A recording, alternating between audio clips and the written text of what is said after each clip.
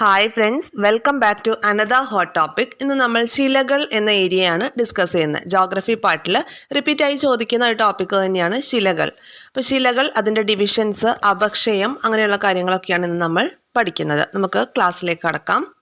നമുക്കറിയാം, ശിലകളെ പ്രധാനമായിട്ടും മൂന്നായിട്ടാണ് തരംതിരിച്ചിട്ടുള്ളത്. ആഗ്നേയ ശിലകൾ, അവസാദ ശിലകൾ, കായാന്തരിത ശിലകൾ. അങ്ങനെ ശിലകളെ പ്രധാനമായിട്ടും മൂന്നായിട്ട് തരംതിരിച്ചിരിക്കുന്നു. അപ്പോൾ എന്തിൻ്റെ ബേസിസിലാണ് ഇതിനെ മൂന്നായി തരംതിരിച്ചിരിക്കുന്നത്? ഈ ശിലകൾ ഫോം ചെയ്യുന്നതിൻ്റെ ബേസിസിൽ, ശിലകളുടെ രൂപീകരണത്തിനനുസരിച്ചാണ് ഈ മൂന്നായിട്ട് ശിലകളെ ഡിവൈഡ് ചെയ്തിട്ടുള്ളത്. അപ്പോൾ ആഗ്നേയ ശിലകൾ, അവസാദ ശിലകൾ, കായാന്തരിത ശിലകൾ, ഇവയെ നമുക്ക് ഡീറ്റെയിൽ ആയിട്ട് തന്നെ നോക്കാം. ആഗ്നേയ ശിലകൾ. ആഗ്നേയ ശിലകളെയാണ് ഇഗ്നീഷ്യസ് റോക്ക് എന്നുകൂടി അറിയപ്പെടുന്നത്. ആഗ്നേയ ശിലകൾ അഥവാ ഇഗ്നീഷ്യസ് റോക്കിനെ കുറിച്ച് പഠിക്കാം. ഭൂവൽക്കത്തിലെ വിടവുകളിലൂടെ ഉരുകി വന്ന ഈ ശിലാദ്രവങ്ങളെല്ലാം ഒന്നുകിൽ ഭൗമ ഉപരിതലത്തിൽ വെച്ചിട്ടോ അല്ലെങ്കിൽ ഭൂവൽക്കത്തിനുള്ളിൽ വെച്ച് തന്നെയോ തണുത്തുറഞ്ഞ് രൂപപ്പെടുന്ന ശിലകൾ, അതിനെയാണ് എന്ത് പറയുന്നത്? ആഗ്നേയ ശിലകൾ. ഒന്നുകൂടെ നോക്കാം.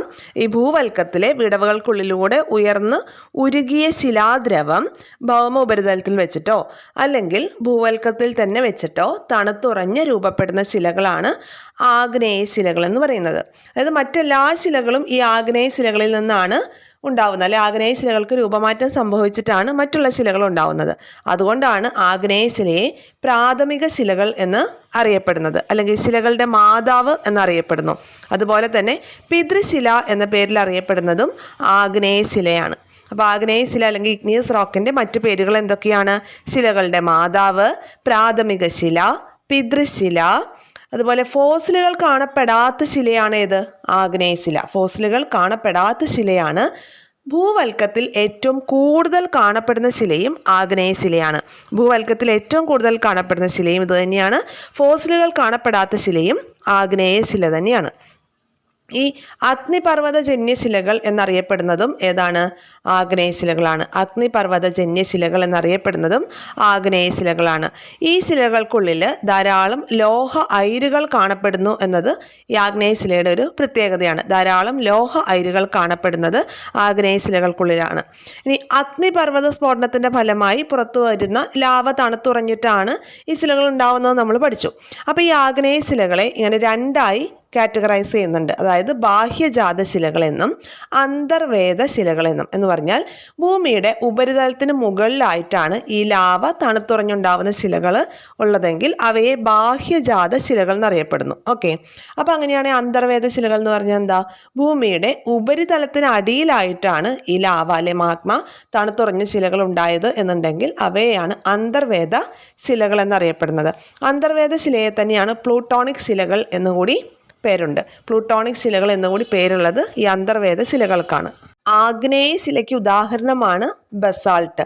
ഈ ബസാൾട്ട് ഒരു ബാഹ്യജാത ശിലയാണ്. എന്ന് പറഞ്ഞാൽ ഭൂമിയുടെ ഉപരിതലത്തിന് മുകളിലായി ലാവ തണുത്തുറഞ്ഞുണ്ടാവുന്ന ശിലയാണ് ബാഹ്യജാത ശില. ഈ ബസാൾട്ട് ഒരു തരം ബാഹ്യജാത ശിലയാണ്. ഈ ബസാൾട്ട് കാണപ്പെടുന്ന ഇന്ത്യയിലെ 2 സ്ഥലങ്ങളാണ് ഡെക്കാൻ ട്രാപ്പ് മേഖലയും അതുപോലെ രാജ്മഹൽ കുന്നുകൾ. ജാർഖണ്ഡിലെ രാജ്മഹൽ കുന്നുകളിലും ബസാൾട്ട് കണ്ടുവരുന്നുണ്ട്. ഈ ബസാൾട്ട് ശിലകൾക്ക് അപക്ഷയം സംഭവിച്ചിട്ടാണ് നമ്മുടെ ബ്ലാക്ക് സോയിൽ, നമ്മുടെ കറുത്ത പരുത്തി മണ്ണ് അല്ലെങ്കിൽ റിഗർ സോയിൽ ഉണ്ടാവുന്നത്. പരുത്തി കൃഷിക്ക് ഏറ്റവും അനുയോജ്യമായ മണ്ണാണ് റിഗർ സോയിൽ അല്ലേ. അപ്പോൾ ബസാൾട്ട് ശിലകൾക്ക് അപക്ഷയം സംഭവിച്ചുണ്ടാവുന്ന മണ്ണാണ് കറുത്ത പരുത്തി മണ്ണ് അഥവാ റിഗർ സോയിൽ എന്ന് പറയുന്നത്.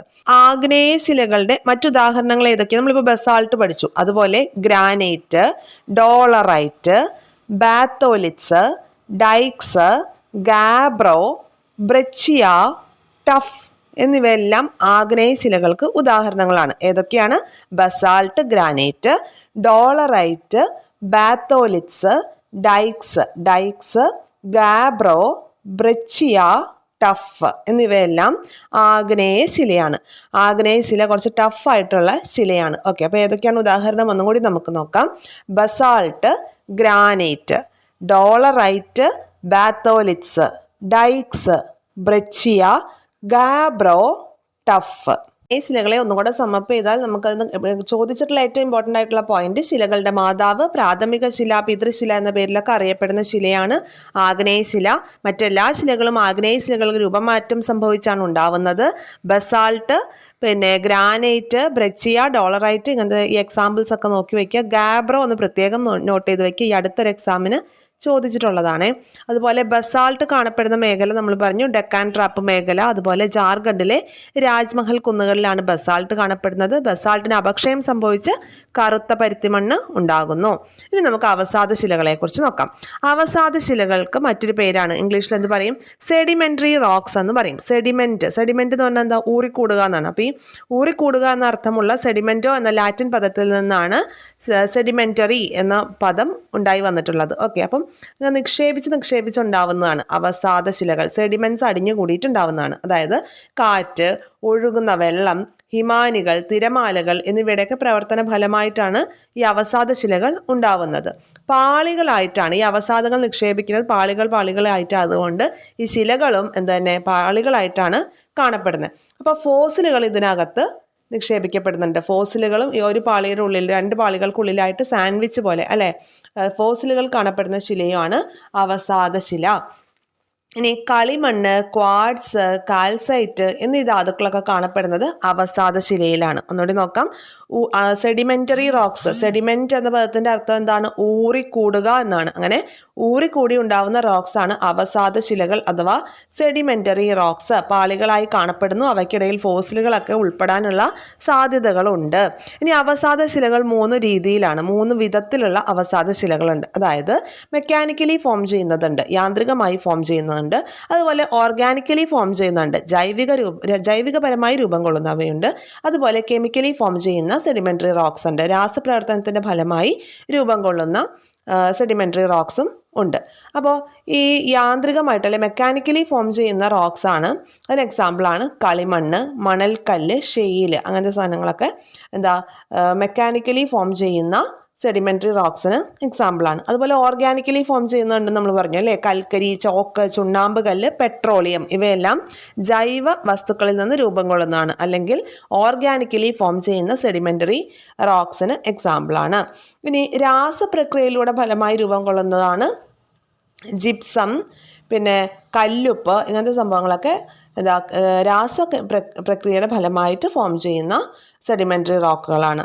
ഈ കാറ്റ് നിക്ഷേപിച്ചുണ്ടാവുന്ന അവശിഷ്ടങ്ങൾ അടിഞ്ഞുണ്ടാവുന്ന സെഡിമെന്ററി റോക്സ്, നമ്മൾ പറഞ്ഞു സെഡിമെന്റ്സ് ഊറിക്കൂടിയിട്ടാണ് സെഡിമെന്ററി റോക്സ് ഉണ്ടാവുന്നതെന്ന് പറഞ്ഞു. അപ്പോൾ കാറ്റിൻ്റെയും പ്രവർത്തന ഫലമായിട്ട് ഈ ശിലകൾ രൂപം കൊള്ളുന്നുണ്ട്. അപ്പോൾ കാറ്റ് നിക്ഷേപിച്ചുണ്ടാവുന്ന അവശിഷ്ടങ്ങൾ അടിഞ്ഞുണ്ടാവുന്ന സെഡിമെന്ററി റോക്സിനെയാണ് ലോയ്സ് എന്ന് പറയുന്നു. ഓക്കെ, ഇനി അവസാദ ശിലകൾ പ്രധാനമായിട്ടും നമുക്ക് യാന്ത്രികമായി രൂപം കൊള്ളുന്നവ, രാസപ്രവർത്തനത്തിൽ രൂപം കൊള്ളുന്നവ, ജൈവിക പ്രക്രിയയിലൂടെ രൂപം കൊള്ളുന്നവ എന്നിങ്ങനെ ക്ലാസിഫൈ ചെയ്തിട്ടുണ്ട്. അതുപോലെ കാറ്റിൻ്റെ പ്രവർത്തന ഫലമായി രൂപം കൊള്ളുന്നവ, അങ്ങനെയും ഒരു ക്ലാസിഫിക്കേഷൻ ഉണ്ട്. അപ്പോൾ കാറ്റിൻ്റെ പ്രവർത്തന ഫലമായി രൂപം കൊള്ളുന്നതാണ് ലോയ്സ്. അപ്പോൾ പാളികളായി രൂപപ്പെടുന്നത് കൊണ്ട് നമുക്ക് ഈ അവസാദ ശിലയെ എന്ത് പറയാം, പാളികൾ ഇങ്ങനെ അടുക്കി വെച്ച പോലെ. അപ്പോൾ പാളികളായി രൂപം കൊള്ളുന്നത് കൊണ്ട് അവസാദ ശിലയെ സ്ട്രാറ്റിഫൈഡ് റോക്സ് അല്ലെങ്കിൽ അടുക്ക് ശിലകൾ എന്നുകൂടി പറയാം. അടുക്കടുക്കായി ഫോം ചെയ്യുന്നു, ഓർത്തിരിക്കാൻ എളുപ്പമാണല്ലോ. ഇനി ഈ അവസാദ ശിലാപാളികൾക്കിടയിൽ നമുക്ക് ഈ പ്രാചീന കാലത്ത് ജീവിച്ചിരുന്ന ജന്തുജാലങ്ങളുടെയൊക്കെ അവശിഷ്ടങ്ങൾ കാണാം. അവയെ എന്ത് പറയും, ഫോസിലുകൾ എന്ന് പറയും. അപ്പോൾ അടുക്കടുക്കായി ഫോം ചെയ്യുന്ന ശിലകളാണ്, ഇവയ്ക്കിടയിൽ ഫോസിലുകൾ കാണപ്പെടുന്നുണ്ട്. ഫോസിലുകൾ കാണപ്പെടാത്ത ശില ഏതായിരുന്നു, ആഗ്നേയ ശിലയാണ് അല്ലേ. ഇനി അടുത്തത് കായാന്തരിത ശിലയാണ്. കായാന്തരിത ശില. അപ്പോൾ ഈ കായാന്തരിത ശില എന്ന് പറഞ്ഞാൽ എന്താണ്, ഉയർന്ന മർദ്ദം മൂലമോ താപമൂലമോ ശിലകൾക്ക് ഫിസിക്കലായിട്ടും കെമിക്കലായിട്ടും ഒക്കെ ഒരുപാട് മാറ്റങ്ങൾ വരും. അങ്ങനെ മാറ്റങ്ങൾക്ക് വിധേയമായിട്ടാണ് കായാന്തരിത ശില രൂപം കൊള്ളുന്നത്. ഉയർന്ന പ്രഷർ മൂലമോ ടെമ്പറേച്ചർ മൂലമോ ഈ ശിലകൾക്കൊക്കെ ഫിസിക്കൽ ആൻഡ് കെമിക്കൽ ചേഞ്ചസ് ഉണ്ടാവുന്നു. അതിൻ്റെ റിസൾട്ടായിട്ടാണ് മെറ്റമോർഫിക് റോക്ക് അല്ലെങ്കിൽ കായാന്തരിത ശിലകൾ ഫോം ചെയ്യുന്നത്. എന്താണ് കായാന്തരിത ശിലകൾക്കുള്ള ഒരു പ്രത്യേക പോയിന്റ് എന്താണ്, കേരളത്തിൽ ഏറ്റവും കൂടുതലായി കാണപ്പെടുന്നതാണ് കായാന്തരിത ശിലകൾ. അപ്പോൾ രൂപാന്തരം സംഭവിക്കുന്നത് എന്നാണ് ഈ കായാന്തരിതം എന്ന വാക്കിൻ്റെ അർത്ഥം. രൂപാന്തരം സംഭവിക്കുന്നത് എന്നാണ് കായാന്തരിതം എന്ന വാക്കിൻ്റെ അർത്ഥം. ഓൾറെഡി നമ്മൾ പറഞ്ഞു ഉയർന്ന മർദ്ദം മൂലമോ താപം മൂലമോ ശിലകൾക്ക് ഫിസിക്കലായിട്ടും കെമിക്കലായിട്ടുള്ള ചേഞ്ചസ് ഒക്കെ വരുന്നു. അപ്പോൾ അങ്ങനെയാണ് കായാന്തരിത ശിലകൾ ഫോം ചെയ്യുന്നതെന്ന്. അപ്പോൾ അങ്ങനെയാണെങ്കിൽ ഈ ഗ്രാനൈറ്റ് എന്നുള്ളത് ആഗ്നേയ ശിലയാണ് അല്ലേ? ആഗ്നേയ ശിലകളാണ് മറ്റുള്ള ശിലകളായി മാറുന്നത്. ആഗ്നേയ ശിലകളിൽ നിന്നാണ് മറ്റുള്ള ശിലകൾ ഫോം ചെയ്യുന്നത്. അപ്പോൾ അങ്ങനെയാണെങ്കിൽ ഈ ഗ്രാനൈറ്റ് എന്ന ആഗ്നേയ ശില ആ കായാന്തരിത ശിലയായി മാറുമ്പോൾ അതിൻ്റെ പേര് നൈസ് എന്നാണ്. ഓക്കെ, ഗ്രാനൈറ്റ് എന്ന ശിലയ്ക്ക് ഉയർന്ന മർദ്ദം മൂലമോ താപം മൂലമോ ഒക്കെ ഫിസിക്കൽ ആൻഡ് കെമിക്കൽ ചേഞ്ചസ് വന്നു കഴിയുമ്പോൾ അവ കാലക്രമേണ കായാന്തരിത ശിലയായി മാറുന്നു. അന്നേരം ഇതിൻ്റെ പേര് നൈസ് എന്നാണ്. അതുപോലെ ചുണ്ണാമ്പ് കല്ല് നമ്മുടെ കായാന്തരിത ശിലയായി മാറുമ്പോൾ അതിന് മാർബിൾ എന്ന് പേര് വരും. ബസാൾട്ട് ആണെങ്കിലോ, ബസാൾട്ട് കായാന്തരിത ശിലയായി മാറുമ്പോൾ അതിനെ ഷിസ്റ്റ് എന്നാണ് വിളിക്കുക. ഷിസ്റ്റ്. മണൽക്കല്ലിനെ ക്വാഡ്സൈറ്റ് എന്ന് വിളിക്കും. കളിമണ്ണിനാണ് സ്ലേറ്റ് എന്ന് പറയുന്നത്. കളിമണ്ണ് ഒരു കായാന്തരിത ശിലയായിട്ട് മാറുമ്പോൾ അതിനെ എന്ത് വിളിക്കും? സ്ലേറ്റ് എന്നാണ് വിളിക്കുന്നത്. കളിമണ്ണ് എന്ന് പറഞ്ഞാൽ ആക്ച്വലി എന്ത് ശിലയാണ്? കളിമണ്ണെന്നത് അവസാദ ശിലയാണ് അല്ലേ? കാലാന്തരത്തിൽ ഈ ആഗ്നേയ ശിലയ്ക്ക് മാറ്റം സംഭവിച്ച് അത് അവസാദ ശിലയായിട്ട് മാറുകയാണ്. ഈ അവസാദ ശില എന്ത് ചെയ്യുന്നു? ഉയർന്ന മർദ്ദം മൂലമോ താപം മൂലമോ ഒക്കെ ഫിസിക്കലി കെമിക്കലി ചേഞ്ചസ് ഒക്കെ വന്നതിന് ശേഷമാണ് കായാന്തരിത ശിലയായി മാറുന്നത്. അപ്പോൾ ഈ കളിമണ്ണിന് ഇങ്ങനത്തെ കെമിക്കൽ ചേഞ്ചസും ഫിസിക്കൽ ചേഞ്ചസും ഒക്കെ വന്നു കഴിയുമ്പോൾ കളിമണ്ണ് കായാന്തരിത ശിലയായിട്ട് മാറുന്നു. ആ സമയത്ത് അതിൻ്റെ പേര് സ്ലേറ്റ് എന്നാണ്. സ്ലേറ്റ്. ഇനി കൽക്കരി ആണെങ്കിലോ, കൽക്കരി എന്ത് തരം കല്ലാണ്? കൽക്കരി ജൈവ വസ്തുക്കളിൽ നിന്ന് ഓർഗാനിക്കലി ഫോം ചെയ്ത അവസാദ ശിലയാണ് കൽക്കരി എന്ന് പറയുന്നത്. ഈ കൽക്കരിക്ക് കാലക്രമേണ മാറ്റങ്ങൾ സംഭവിച്ച് അത് കായാന്തരിത ശിലയായി മാറുമ്പോൾ അതിനെ ഗ്രാഫൈറ്റ് എന്നാണ് വിളിക്കുക. ക്ലിയർ ആണല്ലോ? ഇനി ശിലകളെക്കുറിച്ചുള്ള പഠനം എന്താണ്? ശിലകളെക്കുറിച്ചുള്ള പഠനമാണ് പെട്രോളജി.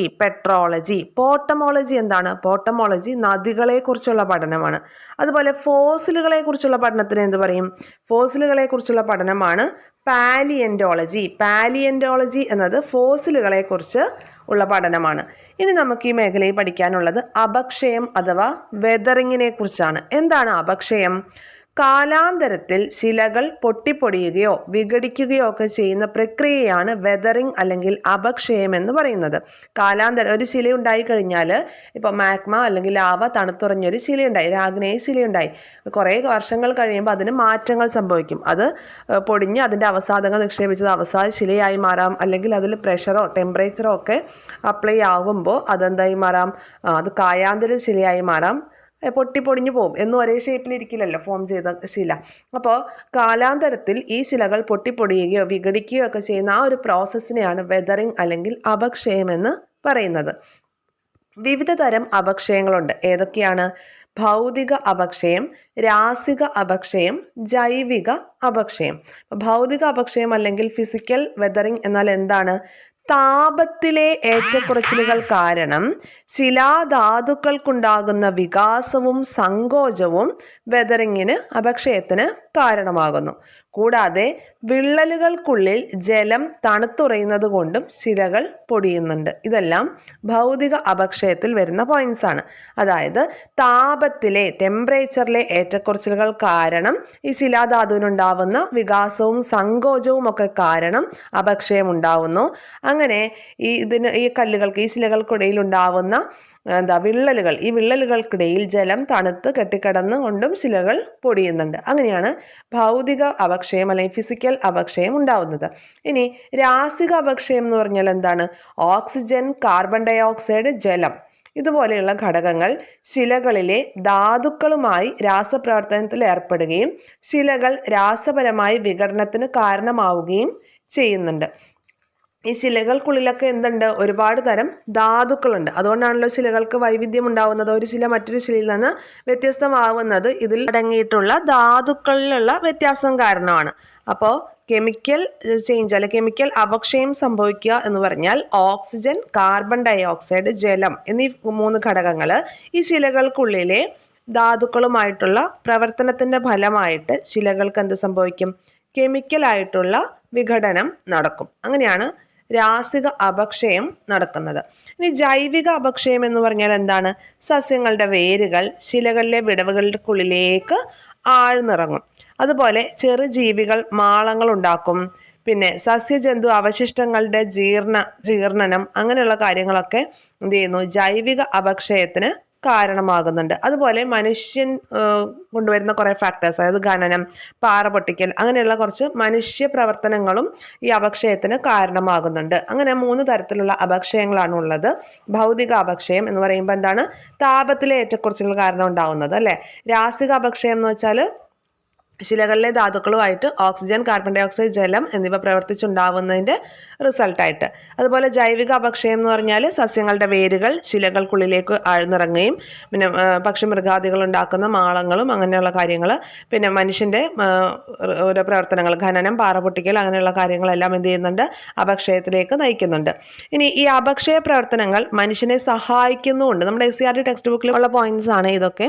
അപക്ഷയ പ്രവർത്തനങ്ങൾ മനുഷ്യനെ എങ്ങനെ സഹായിക്കുന്നു? ഈ അപക്ഷയത്തിൻ്റെ ഫലമായിട്ട് എന്താണ്? ശിലകൾ പൊടിയാണ്. ശിലകൾ പൊടിഞ്ഞ് അവ മണ്ണ് രൂപീകരണത്തിന് സഹായിക്കുന്നു അല്ലേ. അപ്പോൾ അങ്ങനെ മണ്ണിൻ്റെ രൂപീകരണത്തിന് കാരണമാകുന്നുണ്ട്.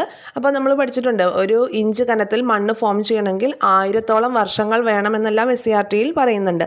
ഇനി നോക്കിയേ, ഈ ശിലകളിലെ ധാതുക്കൾ, ഒരുപാട് ധാതുക്കൾ ശിലകളിൽ അടങ്ങിയിട്ടുണ്ടെന്ന് പറയുന്നു. അപ്പോൾ ഈ ശിലകളിലെ ധാതുക്കൾ വേർതിരിക്കാനൊക്കെ സഹായിക്കുന്നുണ്ട്. അതുപോലെ ഖനന പ്രവർത്തനങ്ങളെയും സഹായിക്കുന്നുണ്ട്. അപക്ഷയ പ്രവർത്തനങ്ങൾ മനുഷ്യനെ എങ്ങനെ സഹായിക്കുന്നു? എങ്ങനെയൊക്കെയാണ്? മണ്ണിന്റെ രൂപീകരണത്തിന് കാരണമാകുന്നു, ശിലകളിലെ ധാതുക്കൾ വേർതിരിച്ചെടുക്കാൻ സഹായകമാകുന്നു, അതുപോലെ ഖനന പ്രവർത്തനങ്ങളെയും സഹായിക്കുന്നു. ഈ ഭാഗത്ത് നിന്ന് സ്റ്റേറ്റ്മെൻറ്റ് ക്വസ്റ്റ്യൻസും അതുപോലെ ഈ ശിലകളുടെ പേരുകൾ, ഗ്രാനൈറ്റ് ഏത് ശിലയിൽപ്പെടുന്നു, മാർബിൾ ഏത് ശിലയിൽപ്പെടുന്നു, അതുപോലെ ഈ കായാന്തരിത ശിലയായി മാറുമ്പോൾ അതിൻ്റെ ആ പേരുകളുടെ എന്തൊക്കെയാണ്, ഗ്രാനൈറ്റ് എന്തായിട്ട് മാറുന്നു, ആ രീതിയിലുള്ള ചോദ്യങ്ങളൊക്കെയാണ് ഈ ഭാഗത്ത് നിന്ന് വന്നിട്ടുള്ളത്. നന്നായി പഠിച്ചു വയ്ക്കുക. ഇതുപോലെ യൂസ്ഫുൾ ആയിട്ടുള്ള വീഡിയോസ് തുടർന്നും ലഭിക്കാൻ ചാനൽ സബ്സ്ക്രൈബ് ചെയ്ത് സപ്പോർട്ട് ചെയ്യുക. ഷെയർ ചെയ്ത് ഫ്രണ്ട്സിലേക്ക് കൂടി എത്തിക്കുക. നിങ്ങളുടെ അഭിപ്രായങ്ങൾ കമൻസിൻ്റെ രൂപത്തിൽ രേഖപ്പെടുത്തുക. Thank you all. Have A nice day.